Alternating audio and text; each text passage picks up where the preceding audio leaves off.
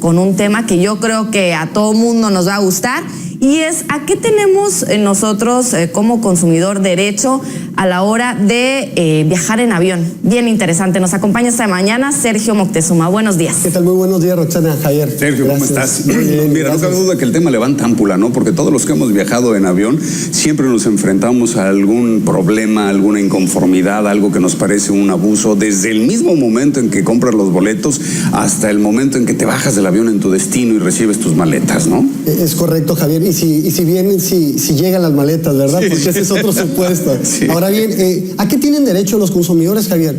Las aerolíneas están obligadas a cumplir particularmente lo que prometen en su publicidad.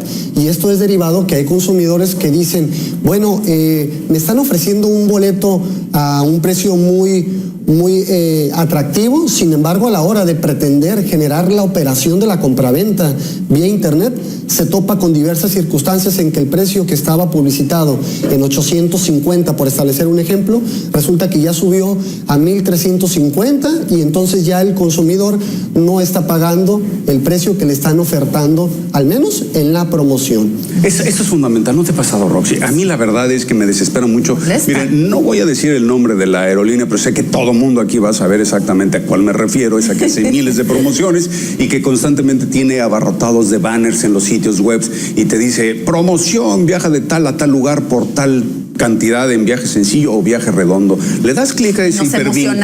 Claro, te emociona y llegas y no hay ninguna tarifa así. No la encuentras por ningún lado, ¿no? Entonces, finalmente, parece una excelente trampa para obligarte a visitar su página web y sí, tal vez veas algunas otras ofertas que pueden parecer atractivas, pero ninguna como la que estamos promoviendo. Pero yo creo que algo que siempre vemos es aplican restricciones, ¿no? Que yo creo que con eso se deslindan de muchísimo. Sí, pero es por ello que también es importante que el consumidor lea con detenimiento las letras pequeñitas. Y ese aplica restricciones, el proveedor está obligado a establecer cuáles son las restricciones que en un momento dado aplican.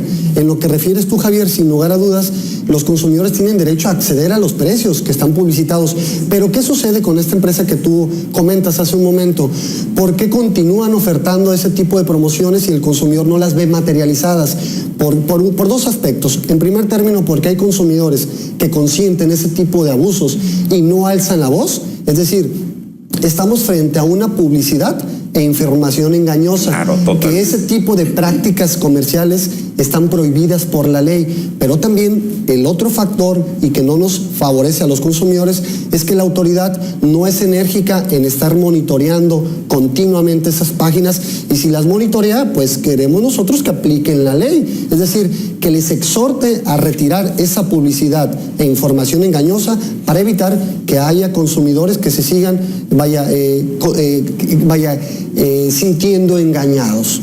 Otra pregunta, Sergio, yo creo que esa le incumbe a todas las mujeres. Conforme pasa el tiempo nos vamos dando cuenta que cada vez el equipaje pues tiende a ser un poco más pequeño y eso pues se nos dificulta un poco.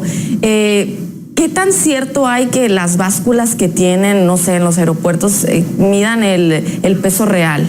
Claro, es importante, Roxana, respondiendo a tu pregunta, ese tipo de básculas deben de ser calibradas por la propia autoridad. Es decir, que aún podemos considerar que hay consumidores que dicen, es que yo pesé, porque hay consumidores que son muy previsores y compran aparatos pequeñitos para estar pesando previamente, su equipaje, y resulta que ellos llevan el contenido, correcto, pero sucede allá que el peso es diferente. Y eso es debido a que la autoridad no está de manera muy puntual calibrando correctamente ese tipo de básculas, o simplemente hay complacencia de la autoridad para que esas básculas, en lugar de que los kilos sean de 1000 gramos, pues esos kilos sean de 500 gramos, ¿verdad? Y el consumidor se vea en la imperiosa necesidad de pagar exceso de equipaje.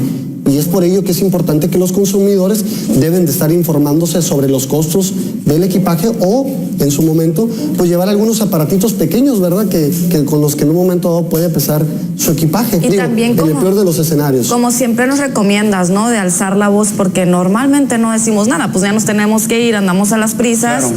Y digo, en dado caso que tengamos alguna queja, ¿nos podemos referir con ustedes? Sí, claro, totalmente. Nosotros estamos a sus órdenes, pero también hay algo muy fundamental. Hay consumidores que compran sus boletos vía internet o directamente fuera de los establecimientos de la aerolínea.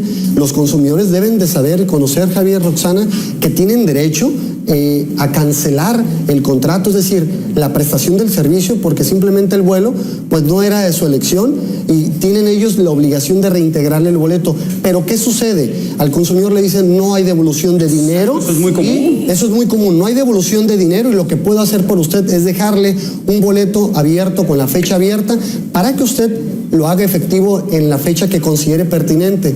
Ese es por un lado.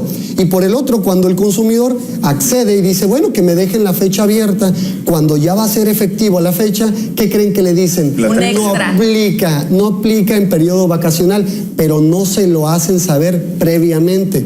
Y siendo así las cosas, el consumidor tiene derecho a que le respeten de manera puntual el generar el viaje en la fecha que él desea. Oye, Sergio, mira, esto que dices a veces parece un poco frustrante. Tienes razón, tenemos derechos y derechos y derechos, pero la cosa es que no se aplican. ¿Cómo puede ser que una empresa como esta, a pesar de tantas quejas que pueda tener y que con tanta forma tan reiterativamente esté haciendo este tipo de abusos y sigan funcionando como tal? O sea, ¿qué sucede? ¿Qué tenemos que hacer? ¿Organizarnos como sociedad o qué? Hay algo muy fundamental, Javier, coincido plenamente contigo, es organizarnos como sociedad, no permitir ese tipo de abusos por más minúsculos que estén, porque hay consumidores que dicen, ¿cómo te vas a ir a quejar y vas a perder tu día?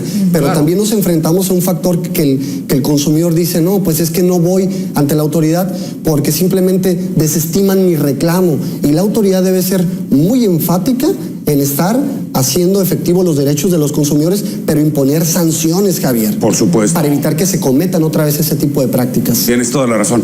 Tan bueno que está este tema, ¿no? Pareciera que tenemos tantas quejas nosotros, claro, ¿no? que sí. Bueno, ahí aparecía en pantalla lo que es el Facebook de Prodeco y el número de teléfono al que nos podemos comunicar con ustedes, ¿cuál es? Sí, claro que sí, Roxana, con gusto. Es el 688-0987. Y amigo consumidor, si usted subió, por ejemplo, a un avión y de pronto el boleto de usted 12B lo vendieron 2 veces, usted pida que le hagan efectivo el vuelo, al menos que lo pasen a primera clase, pero no se baje del avión, porque sin lugar a dudas estamos frente a un abuso, porque la obligación de ellos es respetarle a usted el vuelo. Ay, qué, muy bien, muchísimas gracias. ¿Qué me ha pasado? Sí, Sergio Moctezuma de Prodeco con nosotros. Vamos al otro lado.